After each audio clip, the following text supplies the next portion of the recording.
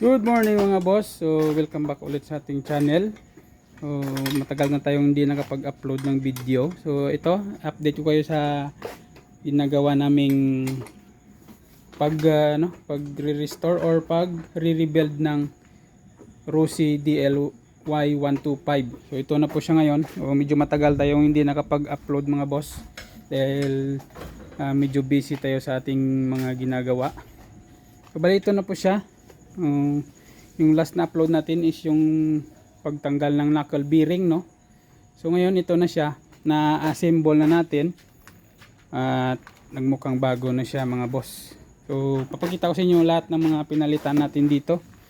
So yun nga, una-una ni-repaint natin yung body at pinalitan ng knuckle bearing at syempre pinalitan din natin ng bearing dito sa sa kanyang flange bearing.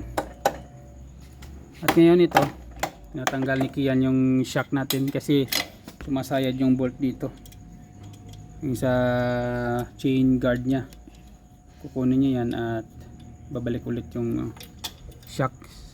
So anyway, yung pinalitan natin sa ating motor ay ito. Yung shock, pinalitan din natin. Yung tire, harap at likod, pinalitan din yan. At syempre yung tambutso, pinalitan din natin. Footrest, pinalitan din. At ito, pinalitan din to buo. Footrest din yan. Yung main footrest natin. At ito nga, nirepaint yung body. Yung nag-replace din ng bushing ng swing arm. At nirepaint din syempre yung swing arm natin. At dito sa harap, pinalitan natin is yung handlebar. Yan. Mukhang XRM na siya, pero hindi po ito Honda mga boss, Rossi DL125 po ito. At pinalitan din natin ng handlebar switch, yung domino. Yan, meron siyang on off at umiilaw din ito mga boss. Papakita ko sa inyo. Ayan, umiilaw yung ating handlebar sa kabila, ganoon din. Ayan. At siyempre yung ating panel, pinalitan din natin ng pang XRM na digital. Yan. So medyo merong inibalan tayo sa wiring, no, kasi iba yung connection ng pang Rossi at saka yung yung pang XRM na na panel. Pinalitan din natin ng throttle at yung side mirror. At syempre yung headlight natin, assembly. Pinalitan din natin yan. Nilagyan ng sticker. At yung signal light.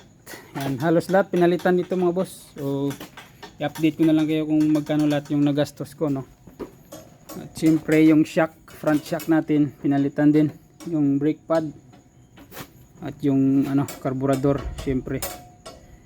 Pinalitan din yan kasi yan yung dahilan kung bakit nag-wild yung motor na to. At pinalitan ng ignition coil. Ang daming pinalitan dito. Dito, pinalitan din. Balik na Ki. Yan. So yan mga boss. So, ito na siya ngayon. Alright. Swabe na yung kanyang forma.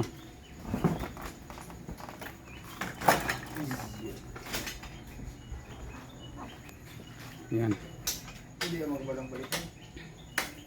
So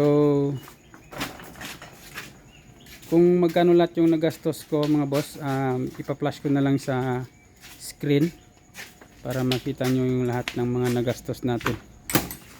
So yan lang sa ngayon mga boss. Salamat sa inyong panonood. Sa hindi pa pala nakapag-subscribe sa ating channel, no, please subscribe and pahit na rin ng notification bell para maging updated kayo sa next nating mga i-upload na video.